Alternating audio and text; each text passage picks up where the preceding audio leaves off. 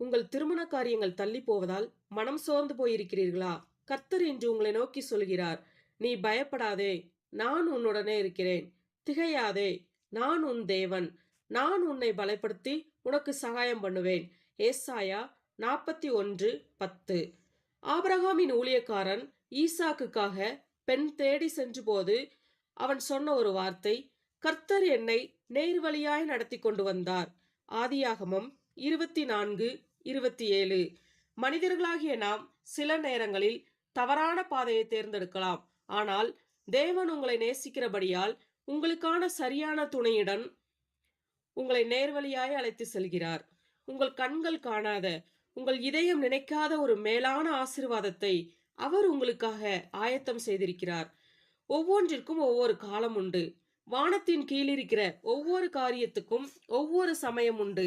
பிரசங்கி 3:1. ஈசாக்கு தன் தாயின் மரணத்திற்கு பிறகு ஆறுதல் தேவைப்பட்ட அந்த சரியான வேளையில் ரெபேக்காளை சந்தித்தார். வேதம் சொல்கிறது, ஈசாக்கு ரெபேக்காளை அழைத்து கொண்டு போய் அவளை விவாகம் பண்ணி அவளை நேசித்தான். இவளால் ஈசாக்கு தன் தாயின் மரணத்திற்கு பின் ஆறுதல் அடைந்தான். ஆதியாகமம் 24:67. உங்கள் தனிமையையும் ஏக்கத்தையும் நீக்கி உங்களுக்கு பூரண ஆறுதல் தரும் ஒரு துணையை ஏற்ற காலத்தில் தேவன் உங்கள் வாழ்வில் கொண்டு வருவார். வீடும் ஆஸ்தியும் பிதாக்கள் வைக்கும் சுதந்திரம்.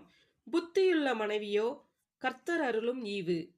நீதிமொழிகள் 19:14. மனிதர்கள் வரன்களை தேடலாம், ஆனால் ஒரு நல்ல துணையை தருவது கர்த்தர் மட்டுமே. நீங்கள் கர்த்தரை நம்பியிருக்கும் போது அவர் உங்கள் விருப்பத்தின்படி அல்ல, உங்கள் வாழ்விற்கு தேவையான சிறந்த ஈவை தருவார். உன் வழியை கர்த்தருக்கு ஒப்புவித்து அவர் மேல் நம்பிக்கையாயிரு, அவரே காரியத்தை வாய்க்க பண்ணுவார். சங்கீதம் 37:5. கவலைப்படுவதை நிறுத்திவிட்டு முழு நம்பிக்கையோடு கர்த்தரிடம் உங்கள் பாரத்தை இறக்கி வைங்கள். ஈசாக்கின் வாழ்வில் அற்புதத்தை செய்த தேவன் உங்கள் வாழ்விலும் அதிசயத்தை செய்வார். நம்பிக்கையோடு இருங்கள். கர்த்தர் உங்கள் கண்ணீரை துடைத்து சீக்கிரமே உங்கள் இல்லத்தில் திருமண சந்தோஷத்தை கட்டளையிடுவார்.